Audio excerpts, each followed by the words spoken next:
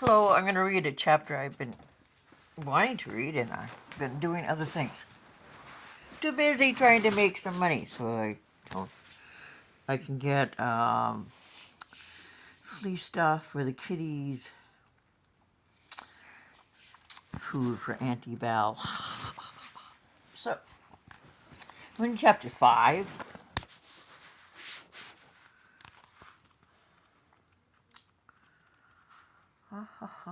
I love this writer. This is Carnival at Candlelight. Chapter 5. Neighbor says she dogs ears.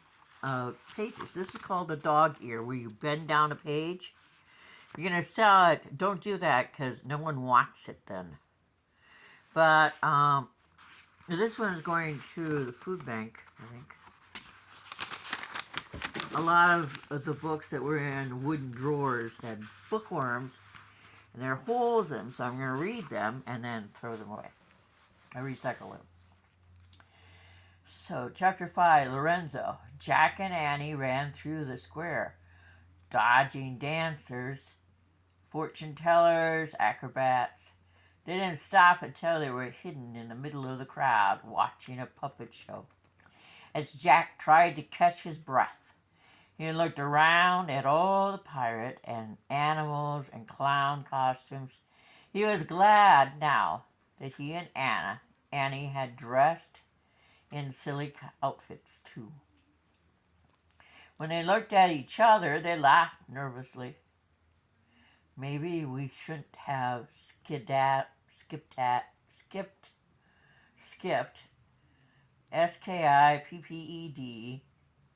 ahead, said Jack.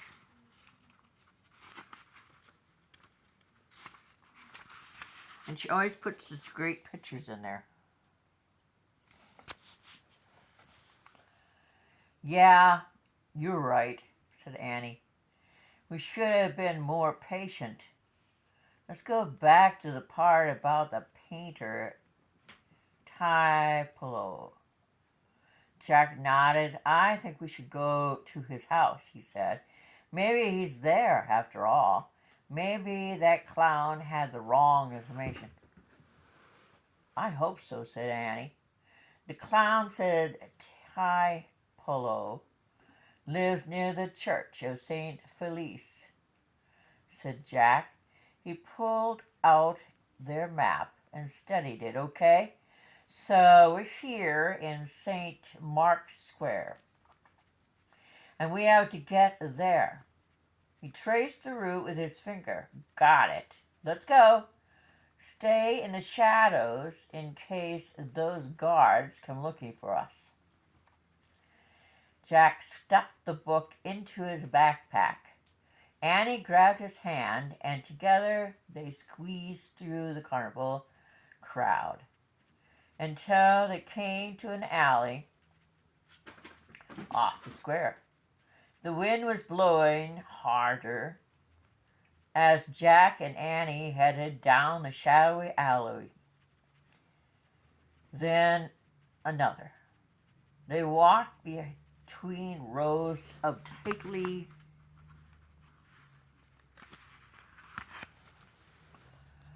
packed shops, cafes, houses. As they walked further from St. Mark's Square, the streets became less crowded. After a while, they came to a small footbridge that crowded a canal. As they hurried over the bridge, they noticed water washing onto the sidewalks. What's going on with the water? He said. Let's ask her, said Annie, and she pointed to a young woman locking up a cafe. The woman wore a blue mask and a lacy purple dress. Water was swirling around her high black shoes. Excuse me, said Annie. Do you know why there's so much water in the streets? Oh, there has been much rain in the morning, said the young lady. It says woman, I said lady. It's all washed down to the lagoon. It makes the water very high. Is that dangerous? Said Jack. The woman smiled. Oh, no, she said.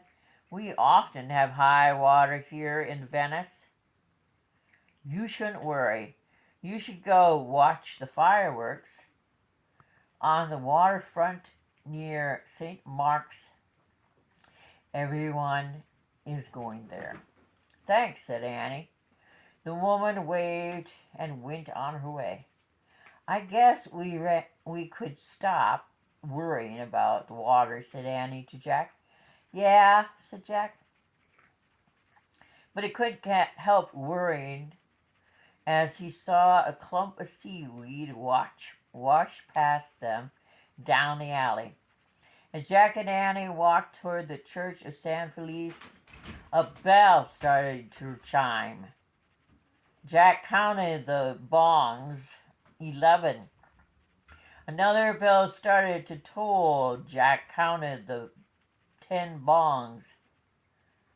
What time do you think it really is? He asked. I don't understand. Patience, remember, said Annie. One thing at a time. Norman, I can't see over your head. Will you get down? Come on, Norman, I'm reading. Go on, baby kitten. Norman's my black kitten. He's named after my uncle. Okay, back to the book. So they came to a small church of San Felice.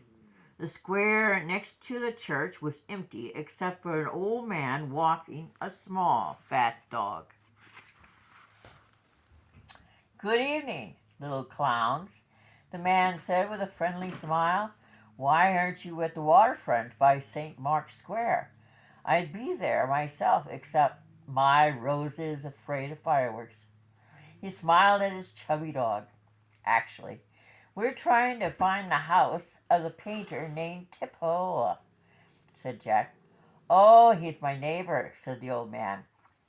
He lives there. He pointed to a dark house off the square. But you won't find him home. I know, we heard he's away, said Jack. We were just wondering if he was coming back soon. I fear not, said the man. Tippolo told everyone that he would be gone for many months. But you should get along to the fireworks on the waterfront now. Everyone in Venice will be there to see them. They are quite magnificent on the last night of Carnival. Thanks, said Jack. The old man waved, and he and Rosa walked slowly across the square. The church bell began to sound. It bonged 11 times. Excuse me, sir, Jack called. All the clocks in Venice tell different times. Which one is right? None, the old man called. That is one of the wonderful things about our city. Venice is timeless. Well, that's a really nice sentiment. The man laughed, and he and Rosa went inside a small yellow house. Jack sat down on the bench in the square. He put his head in his hands. Anna sat next to him. I guess we do have to skip Tippo, she said. What's the next thing Merlin tells us to do? Jack sighed. He pulled out the magician's letter and read the next 2 lines. At midnight, 2 men will tell you the time. To the top of their tower, hurry and climb. One great, oh great, said Jack. How will we know if it's really midnight? The man just said none of the clocks are right because Venice is timeless. According to Merlin, 2 men will tell us the right time, said Annie. 2 men who own some kind of tower we have to climb. Right, said Jack. But that makes no sense either. Who are they? How are we supposed to find them? During the Black Death, during the Renaissance, bells stopped ringing everywhere. because whenever someone died during the Renaissance, or at any time, the bell would ring. So there were so many bells, they stopped ringing them. Anyway, I'm a historian, and I just wanted to share that. We'll have to skip that part too.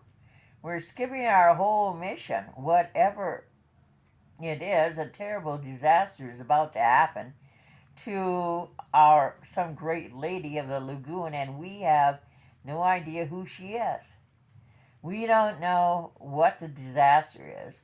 We don't know where to find the ruler of the sea, or how to find a painter named Tippolo, or even how to tell the right time. We're completely failing Merlin's test. Calm down. We just have to be patient, said Annie. Everything will make sense soon. How soon? Said Jack. He felt cold and wet and miserable. Very soon, said Annie. In fact, I think I see a light now inside Tippolo's house. She stood up. I definitely see a light. Annie ran over to the small house off the square. She peered through the window. Jack, she called in a loud whisper, come here. Jack walked over to her. Someone's painting in there, said Annie. Through the window, Jack saw a candle burning in a corner of the room. He saw a canvas and pots of paint. Saw a boy standing at an easel. A boy was painting a picture of on a large canvas. Just a kid, said Jack, with disappointment. He can't be Tippolo. I don't know if you can see it or not. The light isn't helpful. I'm sorry. There's a young man standing at an easel. There.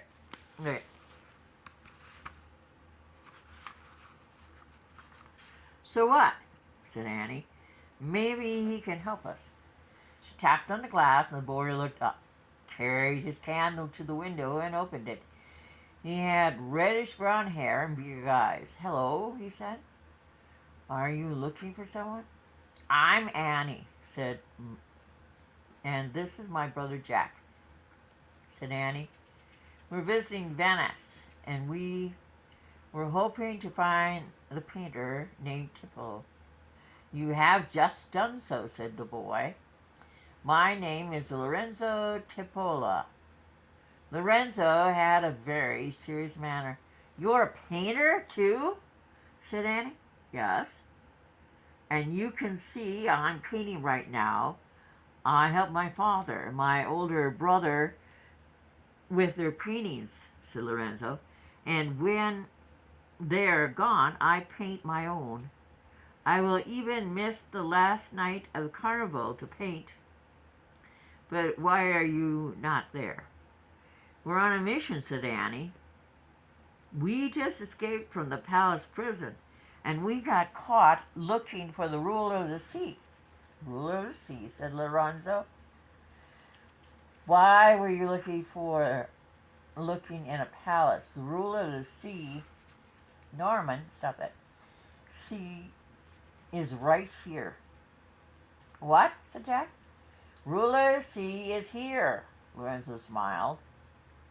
Then he walked to a large covered canvas propped against the wall, and he pulled off the canvas cover. He held up his candle to show the painting of a beautiful woman resting her hand on the head of a golden lion. A man was giving coins to the woman, and the man had a bare chest and rugged face, long dark hair, and a white beard. Behind him was a three-pronged fishing spear. My father has been working on this painting for some time, said Lorenzo. He pointed at the bearded man. Tis Neptune. Neptune? Said Jack. He's one of the gods in the Roman mythology, right? No. Well, that's what it says here, but Neptune is a Greek mythology, not Roman. Neptune, said Jack. He's one of... Yeah. Yes, the ruler of the sea, said Lorenzo. Oh, we thought the ruler of the sea was the ruler of Venice, said Annie. We thought he lived in a palace on St. Mark's Square. Lorenzo laughed. No. Palace is just the home of our city's human ruler, he said. The true ruler of the sea is Neptune. Where does Neptune live, Lorenzo? Annie asked. He lives beneath the water in a beautiful palace made of coral and sparkling jewels, said Lorenzo. But only a few people can actually see Neptune. Like who, said Annie. Those with imaginations, like my father and brother and myself, said Lorenzo. We have heard the waves around Neptune roar like wild bulls. We have seen his fishing spear rising high above the surface of the sea, gleaming in the moonlight. That sounds great, said Annie. Yeah, great, Jack said politely. You guys must really have good... You guys must have really good imaginations. Thanks, Lorenzo. He turned to Annie. I'm going to look at the research book some more. Jack walked back to the bench and pulled out their book. He felt totally discouraged. Neptune wasn't a real person. They'd come to another dead end. Annie stayed by the window. Lorenzo, one more question, she said.